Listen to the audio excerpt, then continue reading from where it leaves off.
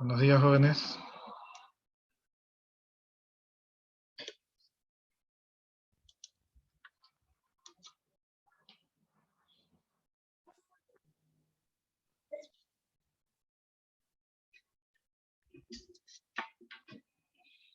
Vayan poniendo su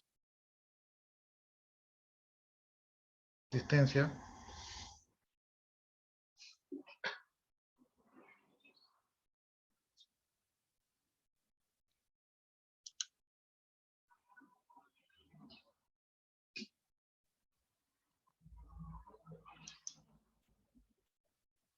Y esperemos a que ingresen todos sus compañeros. Está eso. Yo tengo aquí 1, 3, 4, 5 participaciones en clase.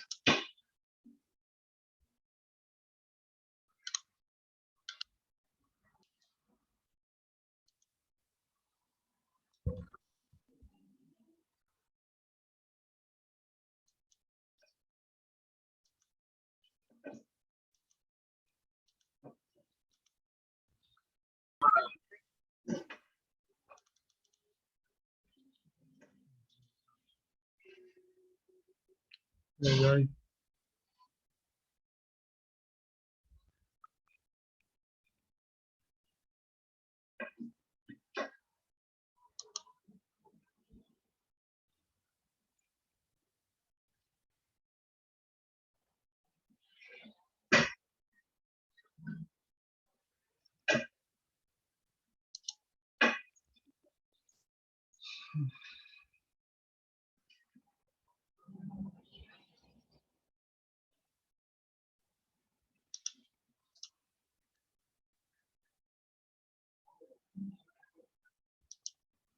Daniela Girón, Cuello,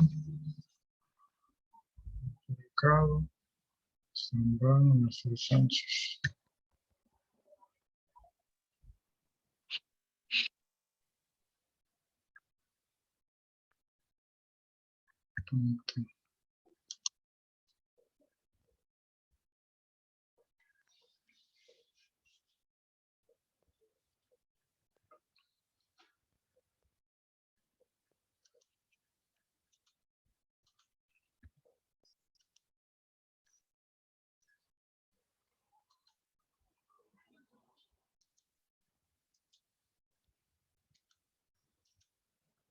Ya creo que ya estamos, ¿no? Ahí pongan los dos apellidos de los dos nombres.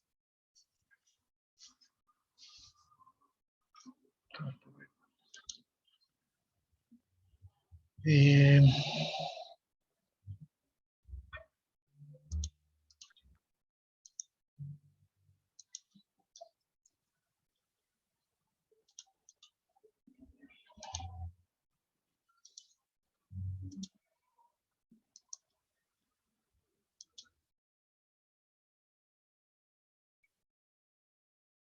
que no son ustedes.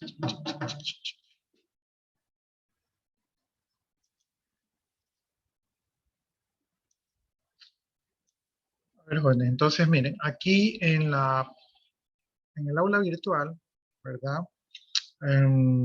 Aparte de todas las cosas que ya les he agregado, aquí está la guía estudio. La guía estudio son unas diapositivas que contienen más o menos un resumen de todo el contenido académico. Si alguno de ustedes quiere adelantarse y revisar todo, puede utilizar la guía de estudio, pero es un documento un poco pesado, sino que yo lo he subido aquí porque me piden que lo suba como guía de estudio. Entonces, como eso nos van a evaluar, yo no quiero que después digan que yo no he subido. Entonces, por eso la subí, pero es un documento un poco pesado. eh, pero si ustedes gustan, pueden estudiar de allí, ¿no?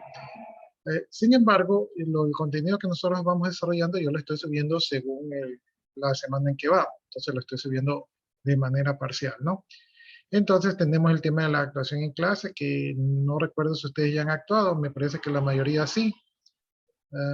Tenemos, bueno, el tema de investigar las distribuciones de Linux. Aquí yo pongo la nota en actuación en clase, tienen que actuar en clase, no tienen que subir documentos ni poner comentarios, sino que tienen que actuar en clase. En la semana 2 están las distribuciones de Linux, este es trabajo en grupo, creo que con los grupos no tenemos problemas, ¿verdad? Creo que todos están en grupo, entonces ya no habría problema con eso allí. Um, en la semana 3 tenemos ya aquí el documento de introducción a Linux, entonces si ustedes requieren estudiar lo que es el tema de la introducción, ahí está la documentación. Es lo mismo que está en la guía de estudio, pero la guía de estudio está todo, entonces aquí yo les voy subiendo por parte. Cualquiera de las dos opciones pueden realizarlo. Tienen que instalar el VirtualBox. Esta es una tarea sencilla, es en grupo, entonces es fácil. Semana 4, la semana pasada. En la semana pasada vimos ya la instalación de CentOS, entonces aquí está el documento que tiene que ver con la instalación de CentOS, ¿verdad? Y aquí está la tarea de instalar CentOS, ¿no? Entonces la tarea consiste en tarea en grupo, donde tienen que instalar CentOS. Pueden subir un link del video, si es que ustedes no quieren editar documentos ni nada de eso, simplemente ponen el link del video, ¿verdad? Y entonces ahí obviamente tiene que haber una evidencia de participación en clase, donde todos estén conectados, donde todos estén opinando, aportando, discutiendo, ¿verdad? Eh, y con eso ahí es la evidencia de que ustedes han trabajado en grupo. Si no desean hacer video, pueden hacer un informe, ¿verdad? Donde van tomando imágenes de cómo van avanzando en su instalación, de repente alguna imagen de que están reunidos, y ese también es válido, ¿no? Entonces, esta es la instalación de CentOS. Esta instalación de CentOS es un tema importante para ustedes porque porque a partir de la instalación de CentOS se van a hacer las otras actividades. Entonces, si ustedes no realizan esta primera actividad, que es una actividad que puede ser complicada para ustedes los alumnos, entonces las otras actividades se les va a acumular y no las van a poder presentar, ¿no? Por lo tanto, si bien es cierto que yo no los presiono, la actividad está allí, cada que yo pongo una actividad tiene 7 días hábiles, y si pasan los 7 días hábiles, se caduca, pero no se cierra. Es decir, que ustedes la pueden seguir subiendo. Entonces, no se preocupen por eso, hagan la actividad. Todas las actividades yo las califico 2 semanas antes del examen y cualquier cosa hasta el día antes del examen. El día del examen yo ya no miro para atrás, ya no reviso nada, ya no chequeo nada, ya no nada de nada. Entonces, cualquier cosa antes del examen, con todo gusto revisamos y vemos qué podemos hacer. Bien, entonces esta actividad de aquí no se atrasen porque a partir de esta son todas las actividades que vienen, ¿no? Y esta es la semana número 5. En la semana número 5 aquí hay un cuestionario de la introducción a Linux, es decir, que ustedes tendrían que revisar el documento de introducción a Linux para poder hacer el cuestionario o si ustedes desean, cosa que no es lo normal, pero si ustedes desean pueden hacer el cuestionario sin estudiar, sin hacer nada y lo pueden repetir las veces que a ustedes les dé la gana, ¿no? Es decir, que el cuestionario tiene muchas facilidades, lo pueden repetir N veces, puede repetirlo una vez o puede repetirlo 1000 veces si lo desea, no hay problema. El cuestionario puede demorarse 1 minuto o una semana, no tiene límite de tiempo, entonces pueden demorarse lo que ustedes quieran, tampoco se cierra. ¿Qué más? El cuestionario, si no mal me acuerdo, tiene 20 preguntas. El cuestionario coge la mejor nota, es decir, que si la primera vez usted sacó un 8 y la segunda vez usted sacó un 3, el cuestionario coge la nota de 8, entonces no lo perjudica. Entonces ustedes pueden repetir el cuestionario para mejorar la nota. Otra ventaja que tiene el cuestionario es que las preguntas que están en el cuestionario son las preguntas que yo voy a tomar en la lección y en el examen. Entonces, si usted hace el cuestionario, se está preparando para la lección y para el examen. Y si usted repite muchas veces el cuestionario, pues entonces garantiza que va a sacar buenas notas en la lección y en el examen, ¿no? Entonces, repitan el cuestionario las veces que ustedes quieran, el tiempo que ustedes quieran, no los perjudica, más bien los ayuda a mejorar la nota, les sirve para estudiar para la lección y el examen. Y no sé qué más ventajas les puedo hablar, pero eh, háganlo, ¿no? Entonces, esto está aquí en la semana número 5.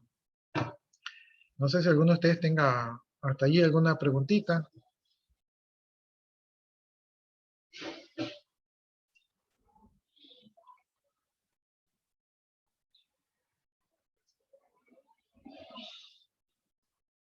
Ya, por si acaso, voy a revisar el tema de los grupos, porque la mayoría de los trabajos son en grupos, entonces los cuestionarios son individuales, pero los trabajos son en grupos, ¿no? Bien, vamos viendo, yo no tengo un grupo y de ahí todos tienen grupo, entonces estamos bien con ustedes.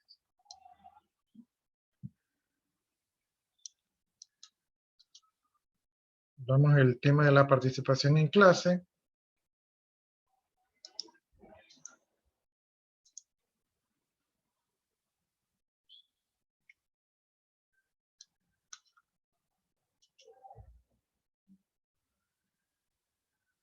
Vamos a ver. Ya miren, ahí la mayoría tiene actuación en clase, por ahí Jorge Cedeño se ha quedado afuera, pero todavía tiene tiempo para participar. Sí, miren, solamente Jorge Cedeño le falta el punto de participación en clase, el resto han sido aplicados, ¿ya? Entonces creo que por ese lado eso sería todo. No sé si hasta ahí tienen alguna consulta, alguna pregunta, alguna inquietud.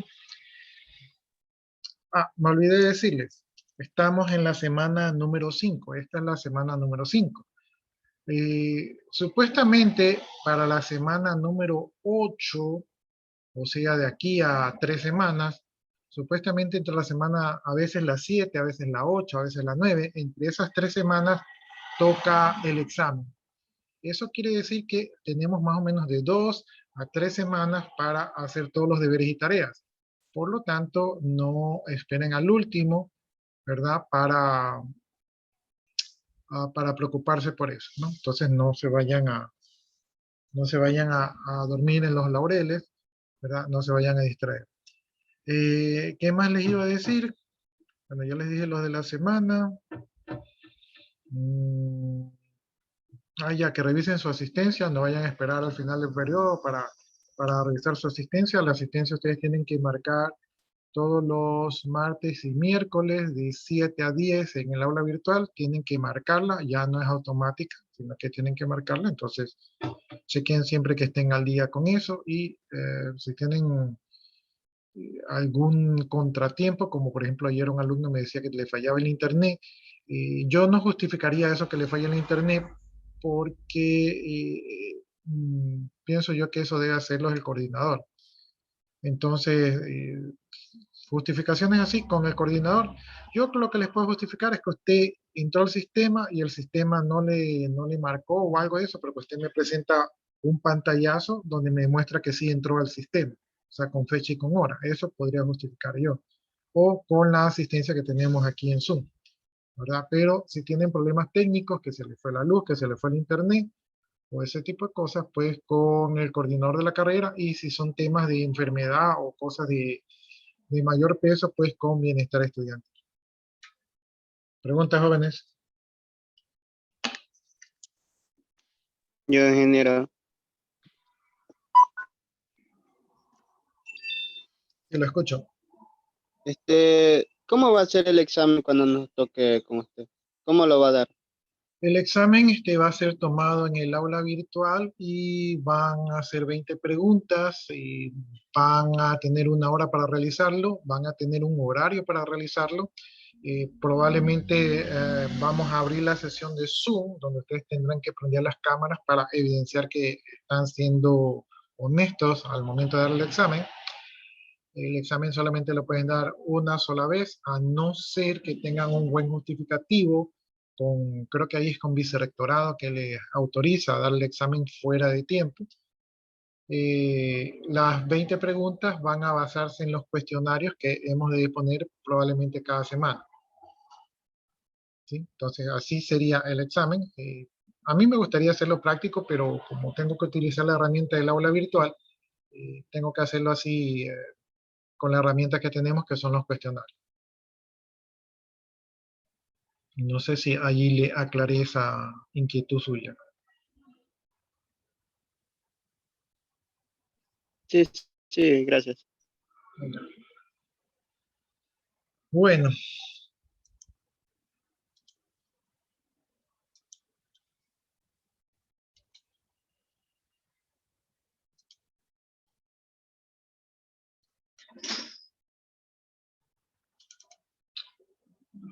En el capítulo anterior, en el emocionante episodio donde estábamos instalando Linux, eh, ya lo habíamos instalado. Yo creo que les mandé una fotito de que lo habíamos instalado, ¿verdad?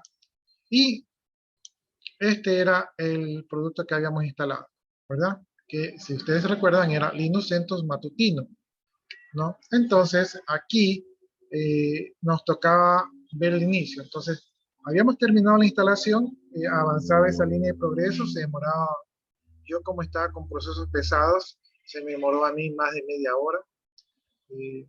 Si ustedes están en una máquina liviana, me imagino que se les debe demorar 10 minutos, 15 minutos como mucho. Y una vez que terminó, pues se queda un pantallazo en blanco donde dice reiniciar, un botoncito en la esquina inferior derecha que dice reiniciar. Entonces ustedes reinician, ¿verdad? Y ahí entran a Linux, ¿no? Entonces aquí está su máquina virtual de Linux que instalamos la última vez y le vamos a poner aquí el botoncito de iniciar, ¿sí? Tenemos seleccionado nuestra máquina virtual que queremos iniciar y la iniciamos.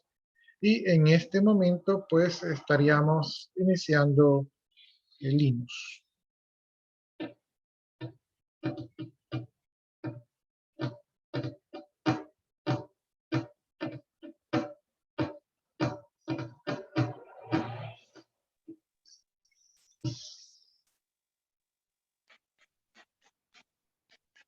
Esa vez a mí me dio un problema con el mouse, es decir, yo perdí el mouse. Miren, ahí están los kernels, ¿verdad? Puedo escoger varios kernels. Tengo un kernel de rescate y un kernel normal.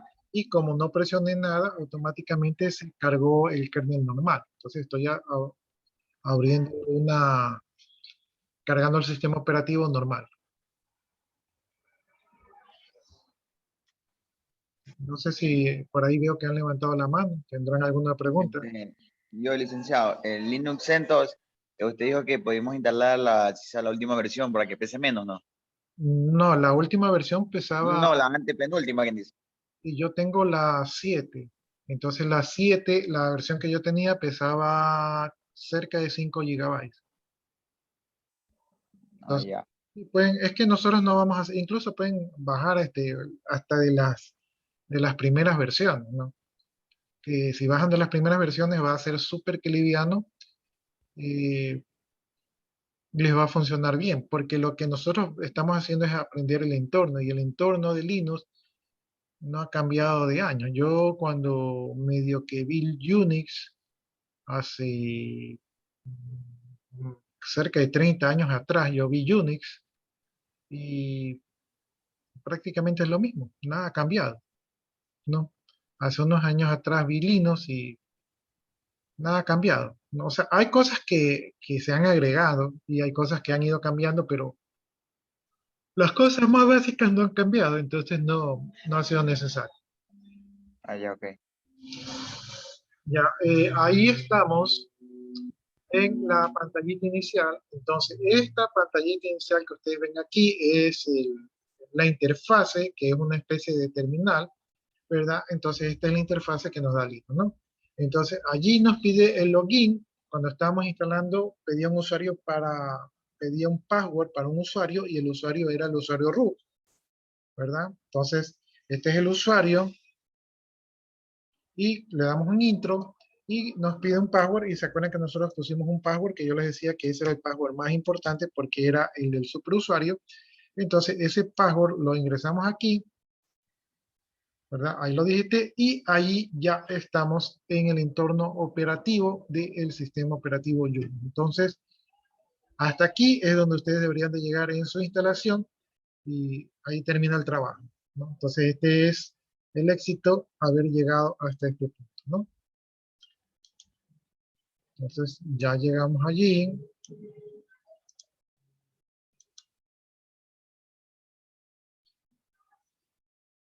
Ya, y allí nos toca, este es el documento que le subí, allí nos toca ahora la configuración de red, pero la configuración de red, esa es otra de las tareas difíciles, ¿no? O sea, lamentablemente las tareas difíciles están al inicio, pero no se vayan a asustar. Ya, entonces como tenemos esas tareas difíciles, yo mejor me voy con las diapositivas, ¿verdad? Para no estresarlos mucho de entrada. Y en las diapositivas vamos a revisar qué nomás hemos avanzado, ¿no? Esta diapositiva aquí me parece que sí la vimos, ¿verdad?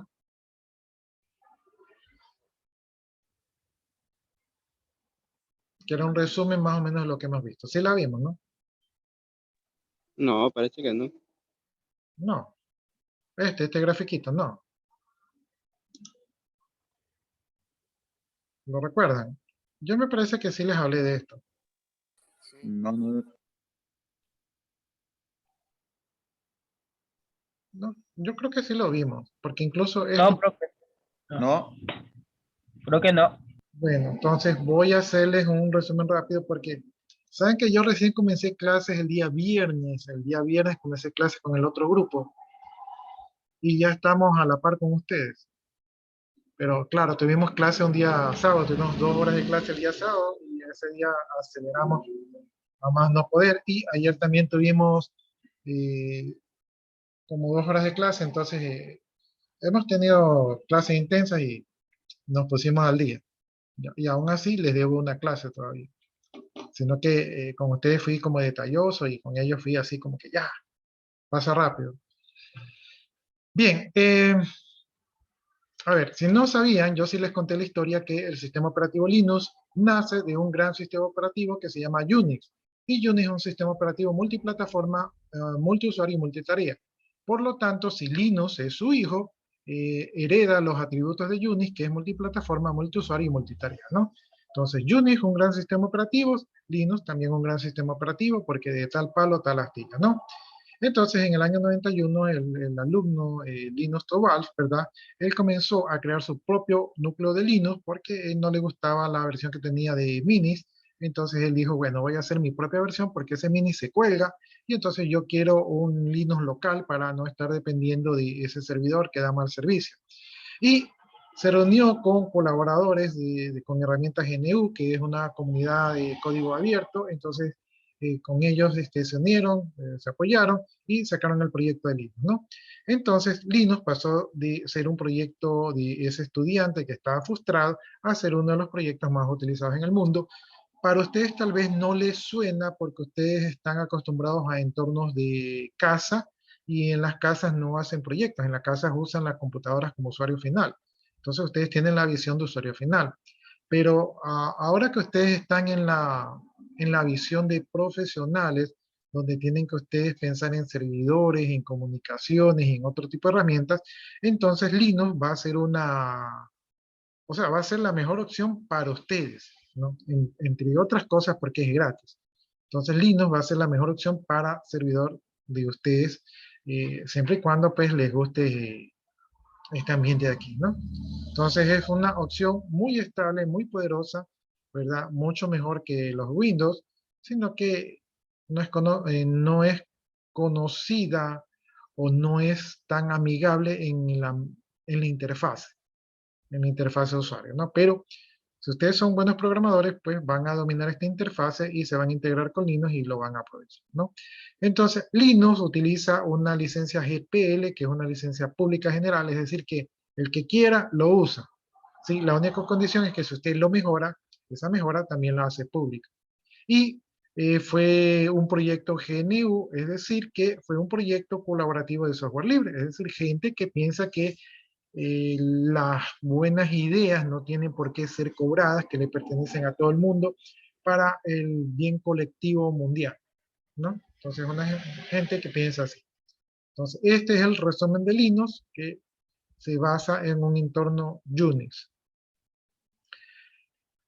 ¿Cuál es la arquitectura de Linux? Pues la arquitectura de Linux funciona así, ¿no? ¿Para qué yo quiero Linux? Porque Linux es un sistema operativo que me permite manejar una computadora. ¿Y qué es la computadora? La computadora es un hardware. Entonces, para poder manejar ese monitor, ese teclado, esa impresora, ese disco duro, esa memoria que está físicamente en fierro, ¿verdad? Para poder manejar eso, necesito un software. Entonces, para poder manejar ese hardware, ¿verdad? Yo tengo un software que lo maneja, que en ese caso es el sistema operativo, ¿no? Y en este caso el sistema operativo Linux, ¿no? Entonces, Linux es el sistema operativo que se encarga de manejar ese hardware. Y esas rutinas que manejan ese hardware se conocen como núcleo o como kernel, ¿no? Entonces ese kernel es el que maneja ese sistema operativo, ¿no? Y dentro de, y ese kernel de todas maneras tiene rutina de bajo nivel, se llama, cuando un programa maneja directamente el hardware, cuando un programa es capaz de, no sé, de prender un foquito, de expulsar una unidad de CD-ROM, de hacer algo físicamente, se dice que maneja rutinas de bajo nivel. Entonces, el kernel, ¿verdad? El sistema operativo tiene la capacidad de ejecutar rutinas de bajo nivel que manejan el hardware. Pero eso podría ser peligroso para que cualquier persona utilice rutinas de bajo nivel. Por lo tanto, existe otra capa más externa, ¿verdad? Que son las aplicaciones. Las aplicaciones son programas que hacen de interfase entre el usuario y el sistema operativo para manejar el hardware, ¿no? Entonces es una capa adicional. Si las aplicaciones son, por ejemplo, como Word, como Excel, ¿verdad? Donde ustedes pueden mandar a imprimir un documento, pero Word no manda a imprimir el documento. Word lo que hace es que dice, crea un formato y le dice al sistema operativo, oye, manda este formato a la impresora. ¿Sí? Pero no lo hace directamente. Entonces, todo el manejo del hardware pasa por manos del sistema operativo, en este caso el kernel. ¿Qué hacen los virus a veces? Los virus a veces burlan el sistema operativo y manejan el hardware sin permiso del sistema operativo. Por eso son dañinos, ¿no? Otros no dañan directamente, sino que manipulan al sistema operativo para manejar el hardware, ¿no? Entonces, esa es la función que hacen los virus. Bueno, y las aplicaciones obviamente tienen que ser manejadas por los usuarios, pero en Linux hay dos maneras de manejar las aplicaciones. Una es directamente con la consola que ustedes acaban de ver, ¿verdad?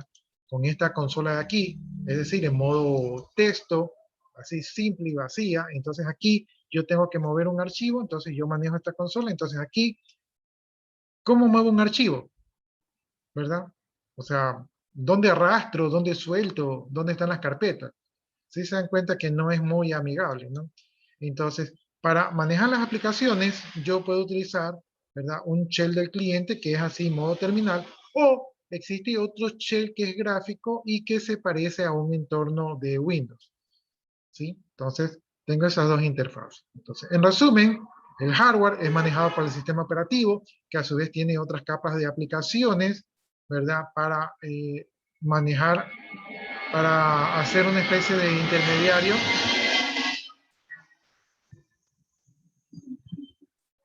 entre el usuario que está por acá afuera y el, el kernel y el hardware de la máquina. Entonces esa sería la manera de trabajar de Linux, ¿no? Esta sería la arquitectura.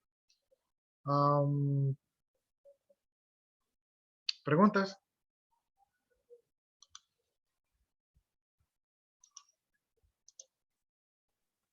No, licenciado.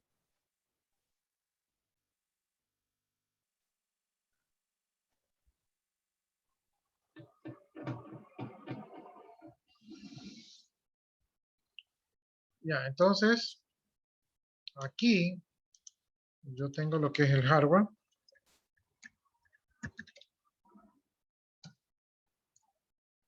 Este es el hardware, ¿no? Este es disco duro, tarjetas, todo lo que está aquí, yo lo tengo que manejar, ¿sí? Pero esto no hace nada. O sea, esto simplemente son los dispositivos electrónicos y no hace nada, ¿no? Yo recuerdo que cuando yo tuve mi primera computadora Atari, no hacía nada. Y yo le daba así, le daba enter y todo y no hacía nada. Total, total la terminé dañando. Sí, así que no hagan lo que yo hice. Bueno, entonces, para poder manejar esa computadora se necesita un software, ¿verdad? Ese software, ¿verdad? Se pone aquí y este software en Linux se lo conoce como el kernel porque este software es el software principal que tiene que estar cargado de memoria para manejar el hardware, ¿no? Entonces este software es capaz de manipular directamente el hardware, ¿sí? Pero este software, o sea, este kernel, es peligroso que esté en manos de cualquiera, ¿no? Entonces, por eso se pone otra capita adicional,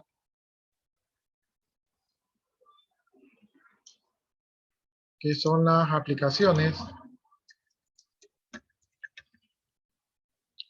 Entonces, las aplicaciones van a tener una interfase, ¿verdad? Entre el kernel y las aplicaciones va a existir comunicación, ¿no? Entonces, las aplicaciones a través del kernel van a poder manejar el hardware. ¿Y quiénes usan las aplicaciones? Pues las aplicaciones las van a utilizar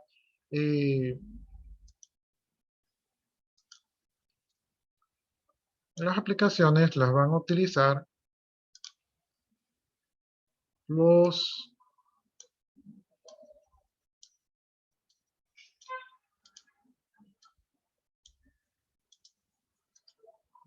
usuarios.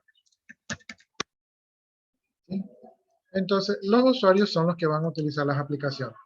Pero para poder utilizar las aplicaciones, los usuarios tienen dos opciones. Los usuarios pueden manejar las aplicaciones, ¿verdad?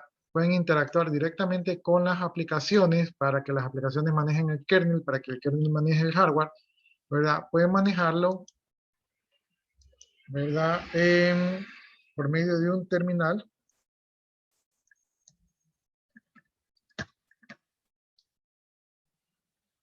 Interfase de comando. Le iba a poner de texto, no, pero igual es lo mismo. Entonces, los usuarios pueden interactuar con una interfase de comando o los usuarios pueden interactuar con las aplicaciones con una interfase gráfica. ¿Ya? Entonces, eso es más o menos lo que les estoy diciendo, ¿no? Aquí las interfaces, pues, es otra capa más que está sobre las aplicaciones, ¿no? Entonces, esta es la comunicación. Entonces, a la final de todo esto, lo que se produce es la comunicación del usuario con la computadora para que la computadora haga lo que el usuario desea, ¿no? Y para eso, pues, la manera de entrarle información o comandos a la computadora es de manera gráfica o con línea de comando, utilizando las aplicaciones que a su vez utilizan el kernel, que a su vez maneja el hardware. ¿Sí? Entonces, esa sería más o menos el resumen de la explicación que acabamos de ver. No sé si tienen alguna pregunta hasta allí.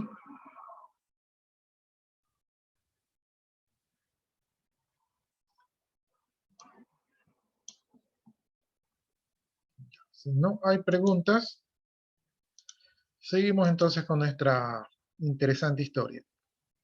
Ya, entonces ya vimos la arquitectura de Linux, ya más o menos entendemos cómo funciona. Y el tema este de las distribuciones, ya vimos también. Bueno, Debian, una de las primeras, estable. Ubuntu, fácil de utilizar por los usuarios, es un poco más amistosa en modo gráfico. Red Hat, una de las más seguras, pero en este momento es pagada, ¿no? O sea, Red Hat es la mejor, pero es pagada. Fedora es una versión basada en Red Hat, que es bastante estable. Es una que yo recomendaría que ustedes tengan en cuenta para instalar servidores, ¿verdad? Es muy estable. CentOS es otra versión basada también en Red Hat, que también es muy estable. Entonces, yo diría que Debian, no sé si se está usando para los usuarios hoy en día. Ayer un alumno contaba que había una versión que se llamaba Mint, que era un poco más orientada a los usuarios, ¿sí? Pero, por ejemplo, Ubuntu, si quieren instalar una máquina tipo Windows, Red Hat, Fedora y CentOS si quieren instalar servidores. Sería la recomendación. Ya, aquí tenemos las interfaces de usuario, ¿no?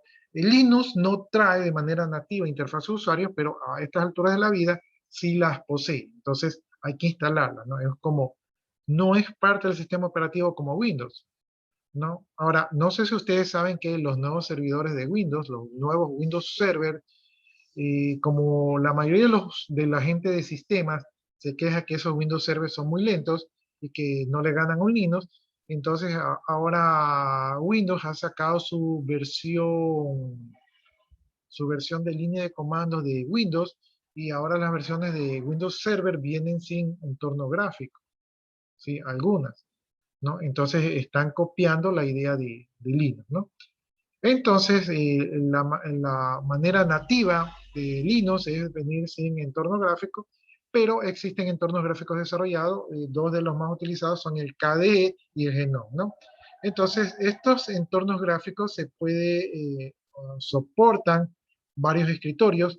En las versiones actuales de Windows también soportan varios escritorios. Yo no estoy acostumbrado a usarlas, pero sé que se pueden crear pantallas virtuales y entonces ustedes pueden extender su escritorio, ¿verdad? O ponerles monitores y hacer sus pantallas más grandes. Aquí en Linux también tiene hasta 4 pantallas para extender su escritorio, ¿no? Y se puede cambiar de escritorio presionando la combinación de teclas control F1, control F2, entonces uno va cambiando de escritorio, ¿no? Pero la manera nativa como viene Windows, como viene Linux, es por los terminales. Entonces, en las versiones de CentOS, que es la que estamos revisando, vienen 6 terminales y se accede a cada una de ellas con la combinación de teclas Control Alt F1 hasta la F6. Esos serían los 6 terminales, y se puede regresar al modo gráfico con la combinación de teclas Control F7, ¿no?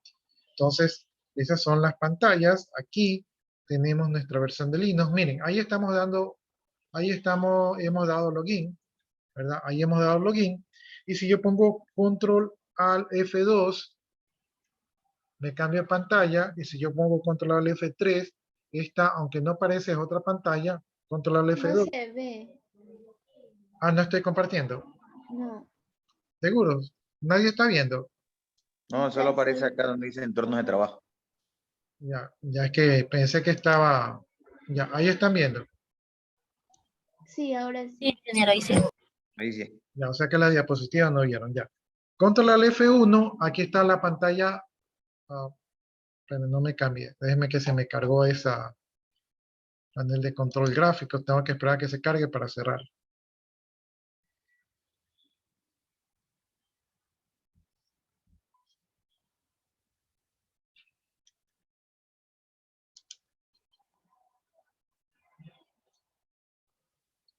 A ver. Ya, entonces aquí pongo Control al F1. Entonces miren, esa es la primera pantalla donde yo di login. Ahí estoy logoneado. Control al F2, esta es la segunda terminal. Ahí le voy a dar unos intros para que se quede allí. Control al F3, esta es otra pantalla, ¿no? Entonces, así puedo seguir hasta Control al F6. Control al F7, déjenme borrar esto. Control al F7, como yo no tengo en esta instalación de aquí, no tengo instalado el entorno gráfico, Control al F7 no funciona. ¿Ya? Porque cuando nosotros instalamos, se recuerdan que había una opción de poner software adicional. Yo no instalé el software adicional allí. Por eso es que no tengo cargado el ambiente gráfico, ¿no? Entonces, Control F3, Control F2, ahí estoy donde había dado Enter, Control F1, ahí estoy logoneado. Tengo diferentes terminales, ¿no? Entonces, en Linux yo puedo trabajar con diferentes pantallas para extender el escritorio, hacerlo un poco más grande, y también en los terminales puedo trabajar con diferentes terminales desde una sola consola, ¿no? Que esta pantalla negrita vendría a ser la consola. Eso quiere decir que yo puedo trabajar con varios usuarios al mismo tiempo, ¿verdad? Puedo tener varios terminales con varios usuarios diferentes, y eso lo hace a que este entorno sea multiusuario y multitarea, ¿sí? Entonces, esa es una de las cosas que de repente en Windows, se supone que en Windows se puede hacer lo mismo, ¿sí? Pero no es tan factible. Alguna vez, alguna vez instalamos nosotros un Windows virtual. En un Windows virtual podíamos nosotros, con unos aparatitos que emulaban terminales, podríamos tener un servidor de Windows y emulábamos eh, máquinas virtuales para que los usuarios trabajen, pero la verdad que a los usuarios no les gustó mucho, ¿sí? Pero aquí sí lo podemos hacer, ¿no? Entonces, ya saben, podemos tener muchos terminales. Por cierto, cuando ustedes quieran salir del mouse de Linux al mouse de su máquina original, con la tecla control derecha se salen, ¿no? Entonces, si por ejemplo yo hago clic aquí, se me pierde el mouse, ¿verdad? Y no puedo salir, entonces con la tecla control derecha recuperan el mouse y switchean, ¿verdad? Entre la aplicación. No sé si ven aquí en la esquina superior izquierda, dice right control, o sea, el control derecho, con esa allí nos switchamos el mouse entre la aplicación principal, ¿verdad? Y la máquina virtual, ¿no? Bien, entonces, bueno, entonces habíamos visto el entorno de escritorio, ya aprendimos algo más de cómo manejarnos dentro de Linux. Esta es la instalación, yo creo que sí habíamos visto este resumen, entonces ahí está la pantalla de instalación, el idioma que tenemos que escoger, el destino de la instalación, ¿verdad? La selección del software, aquí es donde ustedes podrían escoger instalar el entorno gráfico, en el caso de nosotros no lo hicimos, aquí está la explicación del tamaño de la swag, eso sí recuerdo que lo vimos, y el tamaño de la book, que son dos particiones que utiliza Linux. También tenemos que coger la partición para el directorio raíz. Esta, si se me va muy rápido la pantalla, ¿no? Esta es la pantalla donde escogíamos el destino de la instalación, que en este caso nosotros solo tenemos un disco duro. Aquí poníamos el tamaño del directorio raíz, que es uno de los más importantes. Aquí está el tamaño de las particiones que dejábamos por defecto. Aquí está la pantalla donde escogíamos el software adicional. Miren, aquí está el escritorio GNOME. Entonces, en esta instalación que está en la diapositiva, aquí sí se instalaría el entorno gráfico y se funcionaría el Control Alt F7. Y aquí también está instalado el Office Suite. Es decir, lo que vendría a ser el Office de Linux. Este es el OpenOffice, que viene con su propio procesador de textos, con su propia hoja electrónica y con su propio PowerPoint, ¿no? Aunque no se llama PowerPoint. Ya, bueno, el tema de la licencia, eso no nos ha pedido. Y esta pantallita de aquí, esta interfase negra, este terminal de aquí, ¿verdad? Que nos permite a nosotros poner un programa, como por ejemplo poner el comando list, ¿verdad? Para ver qué hay allí. Ya, entonces esta pantallita aquí que nos permite la entrada de comandos y nos devuelve una respuesta, ese es un programa. Y ese programa tiene un nombre que se llama Shell. ¿Sí? Entonces el Shell es el programa que se carga en memoria cuando nosotros damos login y ese va a ser un interpretador de comandos. Entonces ese interpretador tiene la función de ejecutar las instrucciones que nosotros ingresemos por el teclado, ¿no? Entonces nosotros podemos ejecutar aquí las instrucciones, como en este caso yo voy a poner list, o como voy a poner cd para list es para listar el contenido del directorio actual donde me encuentro, y cd es para cambiarme de directorio. En este caso yo voy a poner change directory al directorio raíz, ¿verdad? Ahí me cambio el directorio raíz, ahí pongo un list, y en el list estoy viendo el contenido del directorio, ¿no? Entonces,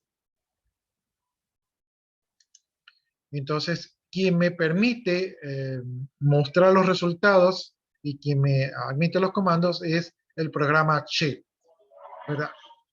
Y este comando Shell permite ejecutar también scripts. ¿Qué son los scripts? Los scripts son una secuencia de comandos de línea. Entonces yo, en vez de escribir comando por comando, puedo hacer un archivo de comandos, ¿verdad? Que tienen un orden y entonces lo ejecuto. Entonces eso se conoce como un script, ¿no? Un script es un archivo de comandos que se van a ejecutar de manera secuencial y que son muy utilizados en sistemas operativos como Unix o Linux, ¿no? Bien, este es un programa, dice que se llama Shell, ¿verdad? Y que se aproxima a la palabra kernel, que significa núcleo, ¿no? Entonces, básicamente lo que significa Shell es como una concha que cubre al núcleo, o sea, que lo protege. Entonces, yo no puedo, ningún sistema operativo permite que se acceda directamente al núcleo, porque eso puede abrir las puertas para virus, para hackers. Entonces, siempre lo protegen y quien lo protege vendría a ser el programa Shell, es decir, al núcleo solo se accede mediante los comandos del Shell, ¿no? Entonces el Shell es una capa que cubre al núcleo y dice, es una interfaz que funciona en modo texto, como nosotros lo acabamos de ver, ¿verdad? ¿Y qué más? Ya, entonces el shell dice que es una interfase que funciona en modo texto y que sirve para usuarios avanzados. ¿Quiénes seríamos los usuarios avanzados? Nosotros los administradores del sistema somos usuarios avanzados o las aplicaciones. Entonces, las aplicaciones pueden, eh, las aplicaciones pueden conectarse, ¿verdad? Con el shell o los usuarios avanzados pueden trabajar con el shell, ¿no? Para poder hacer cambios en el sistema operativo. Hay varios tipos de shell, ¿no? Entonces hay el SH, que este aquí ya no se usa. Este fue el shell original creado por un programador llamado Tocson, ¿verdad? Tenemos el SH Born Shell, ¿verdad? Que este sustituyó al anterior. Tenemos el Bash es el que estamos utilizando actualmente, ¿verdad? Entonces el Shell Bash, este fue desarrollado por, o significa Born Again Shell, ¿verdad? Tenemos el KSH, o sea, el con shell, tenemos el C shell, el Z shell, el Tecne C shell, el A shell, y también tenemos el DAS, que es el Debian Alchemist Shell. Entonces tenemos algunas versiones de los shell, y cada una con sus propias especificaciones, o sea, cada una tiene sus propias características que lo hacen un poquito diferente las unas de las otras, ¿no? Entonces el bash, ¿verdad? Bash es el shell por defecto, es el que nosotros vamos a encontrar en nuestra interacción. Ahora, el bash no es un shell que sirve únicamente para Linux. No, como este es un programa libre, es decir, que cualquiera le puede meter mano, se puede compilar y se puede ejecutar para otras plataformas. Por lo tanto, el shell, que es el que se utiliza de referencia, también se utiliza para sistemas como Mac o OS X, ¿verdad? O también para Windows. Entonces, hay interfaces que utilizan el shell y que trabajan en otras plataformas, ¿no? Entonces, por si acaso lo vean en otra parte, pues ya saben que se basa en que como es un código abierto, lo han utilizado para otras plataformas. Ya, el shell dice que funciona en un terminal. El terminal es una máquina que dispone de lo necesario para introducir instrucciones por el teclado y visualizar los datos por pantalla, ¿no? Entonces, esto de aquí que ustedes ven, este vendría a ser una consola o un terminal que permite ingresar los datos por el teclado y mostrarlo por pantalla. Entonces, este es un shell bash, ¿sí? Entonces, esto es lo que nos dice la diapositiva. Estamos conociendo esa interfase de ahí. Bien, y aquí estamos ya en lo que son las líneas de comando. ¿Qué son las líneas de comando? Resulta que el shell va a esperar que nosotros digitemos algo por el teclado, pero nosotros no podemos digitar algo así como, mira, un sistema operativo, hola, ¿cómo estás? ¿Sí? Nosotros no podemos tener este tipo de interacción, ¿verdad? Con el sistema operativo, porque el sistema operativo no habla nuestro idioma. Entonces, nosotros le ponemos hola, le ponemos qué fue, ¿verdad? Y el sistema operativo, ¿qué es esto? ¿Sí? No nos entiende, ¿no? Por lo tanto, nosotros para comunicarnos con el sistema operativo y decirle lo que nosotros queremos que haga, tenemos que utilizar comandos. Y como los comandos se los escribe, se los denomina comandos de línea, es decir, comandos que tienen que ser escritos, ¿verdad? ¿Y dónde se escriben los comandos? Los comandos se escriben en la línea de prompt, ¿verdad? Y la línea de prompt proporciona adicionalmente información del terminal, la posición del sistema de archivos, entre otras cosas, ¿no?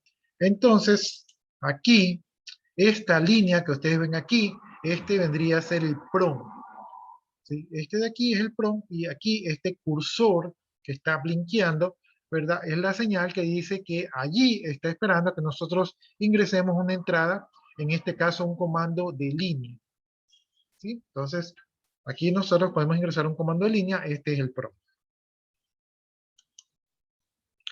Bien, y el prompt, ¿verdad? Se compone, o sea, está compuesto, tiene algunas letras allí, y entonces aquí vamos a descifrar lo que tiene, ¿no? Entonces dice que en este caso, en este ejemplo de aquí, sec es el nombre de inicio de sesión o login del usuario que está actualmente conectado al terminal. ¿verdad? STL Server es el nombre del anfitrión, o sea, el nombre del servidor, que también se le conoce como hostname, el nombre del host, y es el nombre lógico de la máquina que está conectada al terminal, porque el terminal se conecta a un servidor, y ese servidor tiene un nombre, entonces ese es el nombre que estamos viendo, que es el nombre del host, ¿verdad? Y en este caso el hostname, ¿no? Y aquí tenemos una ruta, ¿verdad? Esta ruta es la posición actual del shell en el sistema de archivos. Recuerden ustedes que el sistema de archivos pues era una cadena de directorios, ¿verdad? Donde yo puedo navegar en diferentes niveles de directorio. Entonces, el directorio actual, ¿verdad? Ese sería el directorio donde donde va a tener efecto la mayoría de mis comandos, ¿no? Entonces, mis comandos tienen efectos en el directorio actual, entonces yo necesito saber cuál es el directorio actual para saber lo que yo haga, dónde va a tener efecto, ¿no? Y finalmente tenemos aquí esta terminación, ¿verdad? Que indica el tipo de usuario que está conectado. Entonces, cuando ustedes ven un signo de dólar, ese es un usuario normal del sistema, ¿sí? Bien, revisemos acá nuestro equipo. Entonces, aquí estamos viendo el PROM, ¿verdad? Aquí estamos viendo en la primera parte, estamos viendo el nombre del usuario. El nombre del usuario con el que yo estoy aquí es el root. Entonces, estoy como nombre principal. Ahí tenemos un arroba que hace una separación entre el nombre del hostname, ¿verdad? Y el nombre del usuario. Entonces, después del arroba veo que dice localhost, es decir, que este equipo de mi máquina virtual se llama localhost. ¿Sí? Es el nombre por defecto que tiene. Y aquí yo veo que estoy con una barrita, ¿verdad? Es decir, que me encuentro en el directorio raíz. Y aquí el último símbolo es un símbolo de numeral. Esto significa que este usuario aquí tiene privilegios de administrador, ¿no? Entonces, repito, root, el usuario, ¿verdad? Separado por un arroba, a veces se utiliza para separar dominios. No sé si ustedes han visto, por ejemplo, Gmail, jorge@gmail.com. Entonces el arroba es heredado de Unix, ¿verdad? Donde separamos el dominio, usuario con dominio. Y entonces aquí el dominio sería localhost, que es el nombre de este servidor. El directorio actual de trabajo sería el raíz, ¿verdad? Y aquí tenemos el tipo de usuario, que es un numeral, es decir, que es un usuario con privilegios.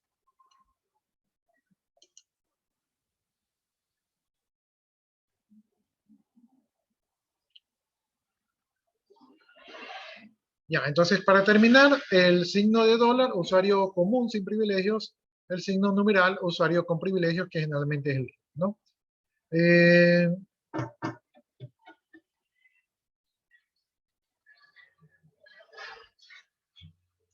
Ya, cuando yo recién inicié, ustedes vieron que había una tilde de la ñ, ¿verdad?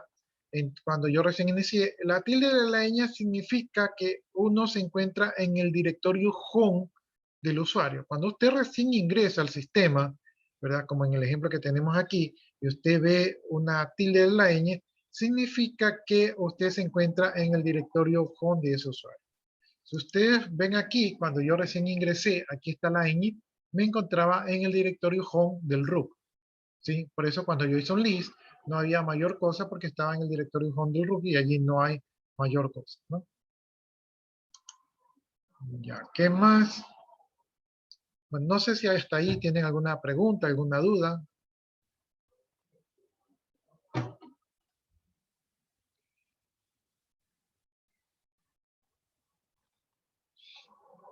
Preguntas, jóvenes.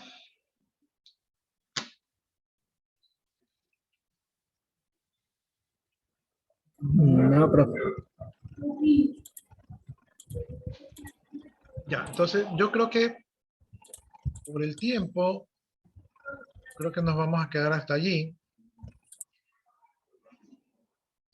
Ya, hay una cosa que yo no les he dicho aún, y es que me han enviado una lista para ver los alumnos que están bien matriculados. Entonces, como no he tenido tiempo de organizarme bien, muy probablemente yo les suba esa lista al aula virtual y ustedes deben de checar allí si es que están debidamente matriculados, y si no están debidamente matriculados tendrían que comunicarse con la coordinación para revisar ese tema, ¿no? Todavía no les he subido, pero en esta semana, Dios mediante, les voy a subir ese archivo para que ustedes chequen si están bien matriculados y que puedan resolver cualquier tema de matriculación. ¿Sí? Porque si no, luego al final del periodo tienen problemas y no les pueden asentar las notas.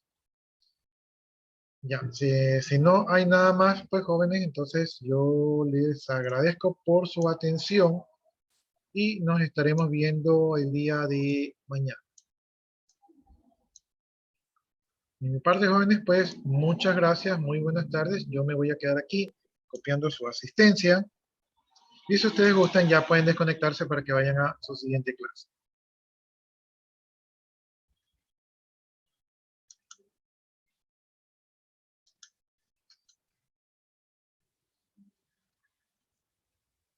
Gracias. Ya, ¿listo, jóvenes?